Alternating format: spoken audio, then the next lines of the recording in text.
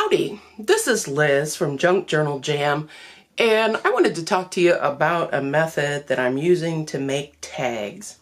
Not that long ago, I was watching a video on making layered tags, and they looked fabulous.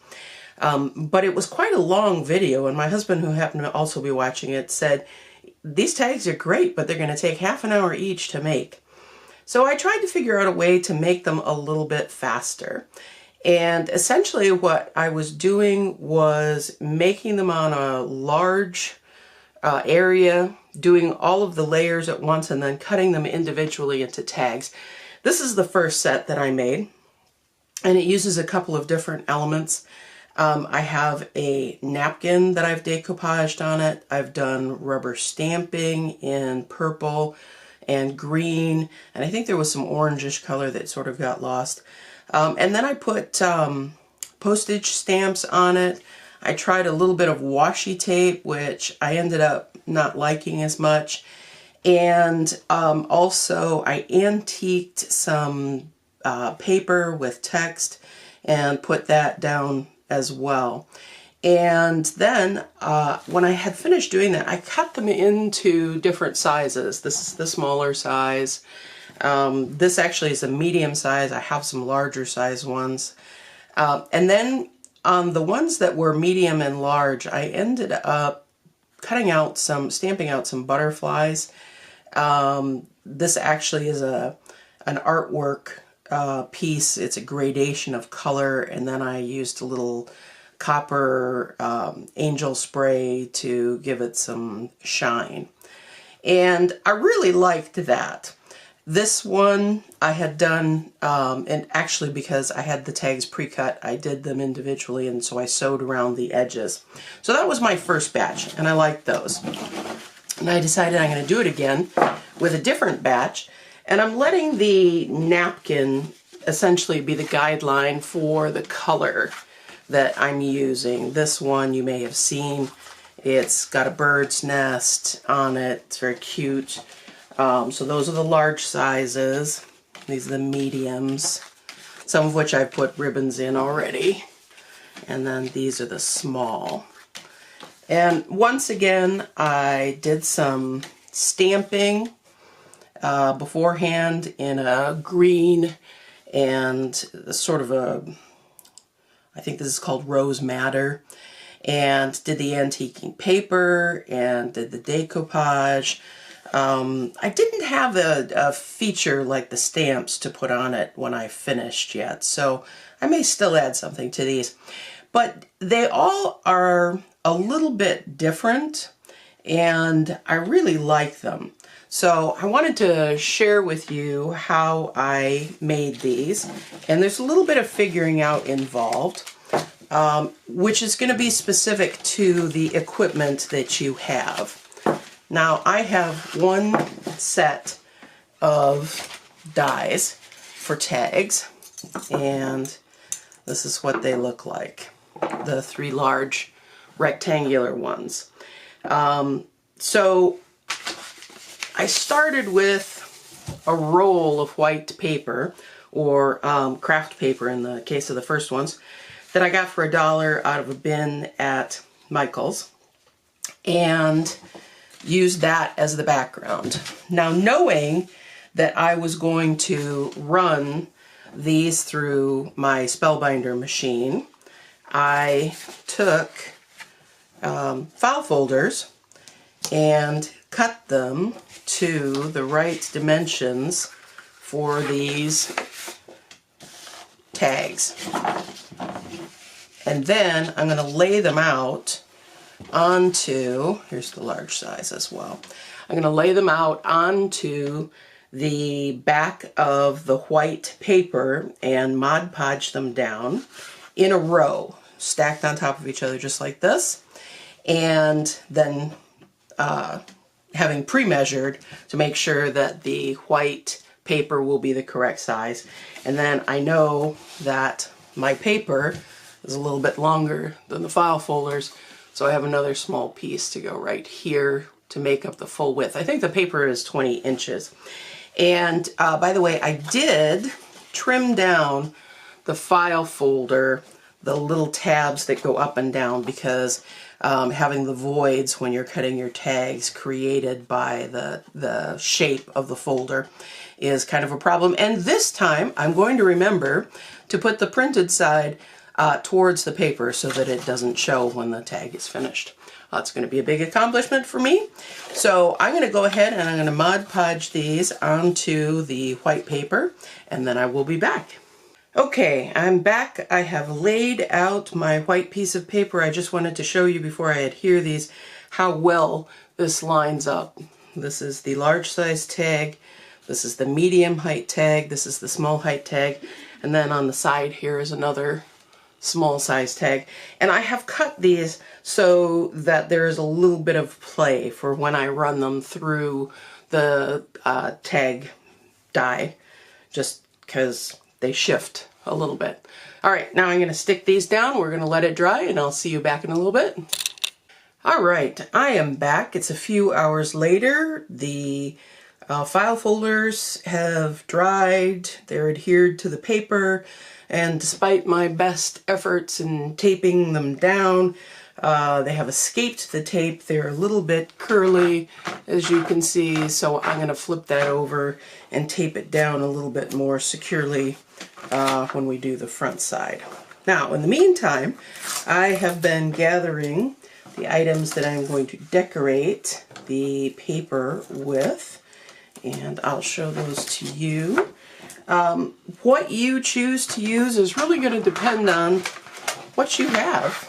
I have a few stamps, most of which I have acquired at Goodwill and thrift shops, so those are what I'm using. I used a napkin as my central theme. There we go, a couple of wrinkles, not too bad, so we'll tape that down in a moment. So here's the napkin that I'm using. I think I got this at Tuesday morning. It's got some great bright colors in it. So I have pulled some of the very few inks that I have to use with this. This is going to be the first time I'm going to be using the Ripe Persimmon and the Wild Honey, which I really like. And as I said, I've gotten a lot of stamps at Goodwill. These actually are all from Goodwill, from one visit or another. And I'm going to use these in the different colors.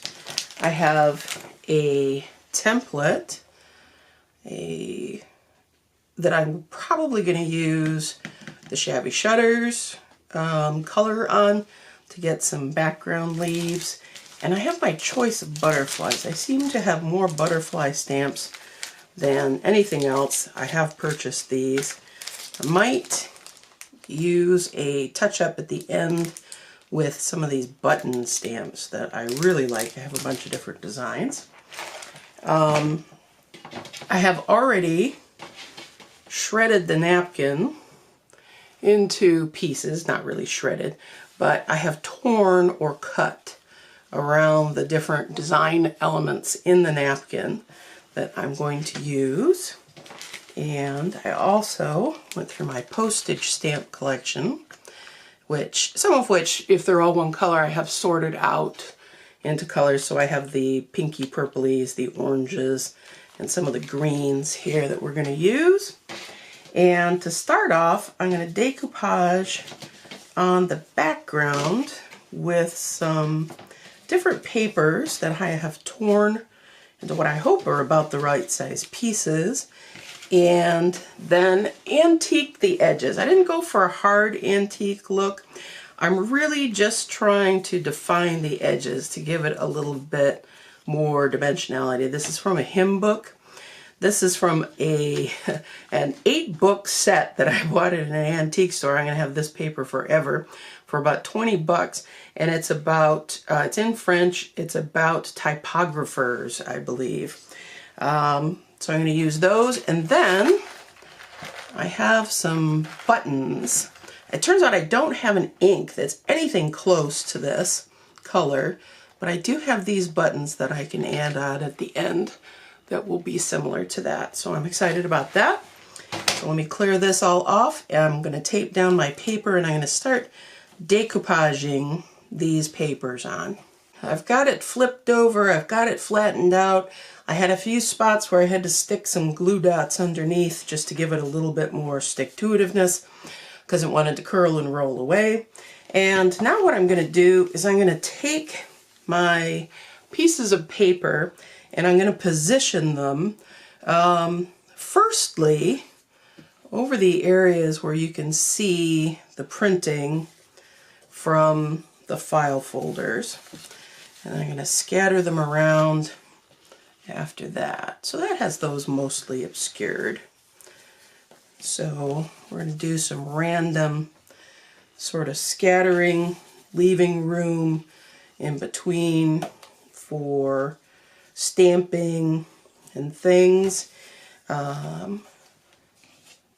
just so that we can get some of this paper down. And I am going to run some of it off the edge so that we get some variety here.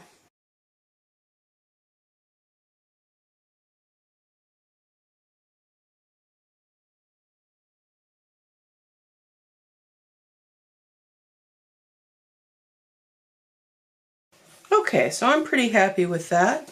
I have some good space in between in different areas, and I have general coverage all over. And now what I'm going to do is I'm going to decoupage these all down with the Mod Podge and my favorite brush.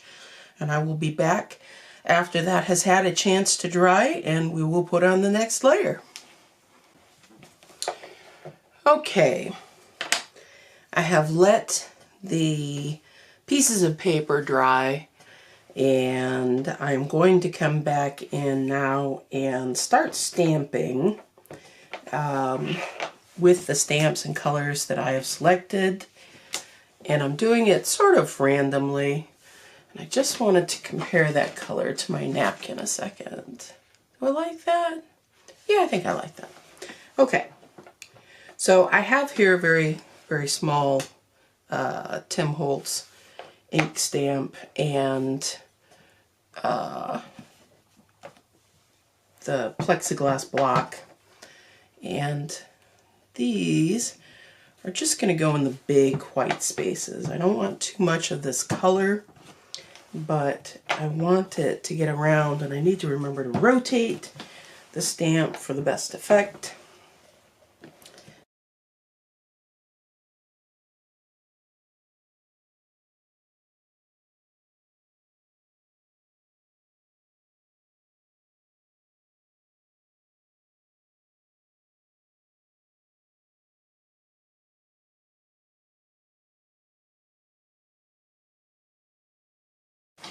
Phew! We survived the butterflies. I'm going to let this dry, and I'm going to come back in with probably green ferns next. So we'll give this a minute. Alright, the butterflies have had a minute to dry. This is a stencil by Rebecca Bear, and I like it. It's a little bit delicate. I do try to have a different pad for every ink that I have, by the way. This is Shabby Shutters, and I am just going to be stamping this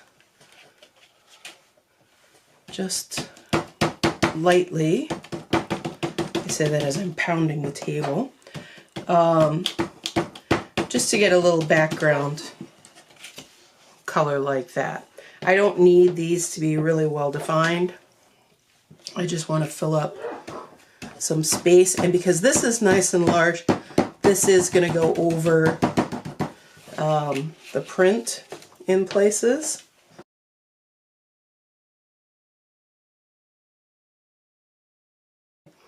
So here it is with ferns. Most of the tags will have a little bit of green on them, and this is fairly light. This is going to continue to be background print, and some of the further decoupage will go over this.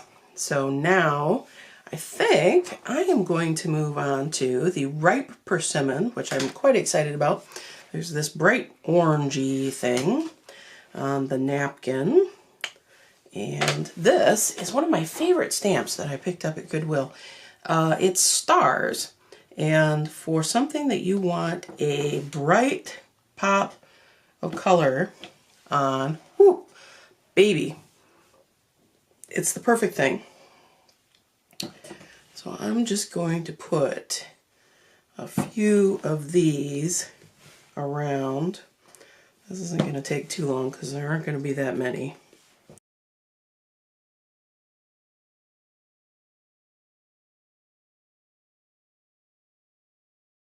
So that is that one. And now I'm going to move on to a little bit of purple. There is a purple in this napkin that's very similar to the Dusty Concord, and I have a rubber stamp of text, and it is in French. It talks about butterflies. It's like a dictionary entry. And one of the things I've learned from stamping these text blocks before in the very square stamps is don't ink up the whole thing, because you end up with a very square thing. So let's see.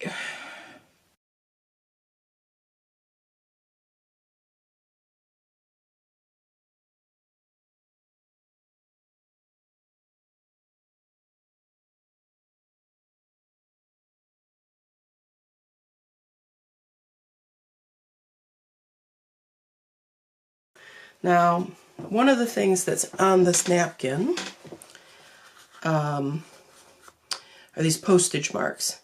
And I don't have a great postage mark stamp. I think this is a vanity stamp that was made for somebody at some point. It says Megan in Harding, Michigan, and I'm assuming this is Megan's birth date of June 14th, 1960. But I used an X-Acto knife to remove the word Megan so that I could use it without putting her name all over it. Megan, you gave it up. It was in the Goodwill store. It's mine now. Sorry. So I'm using a dark green forest moss for this. I didn't want to go with black. That's pretty dark. I think that gives a pretty good impression.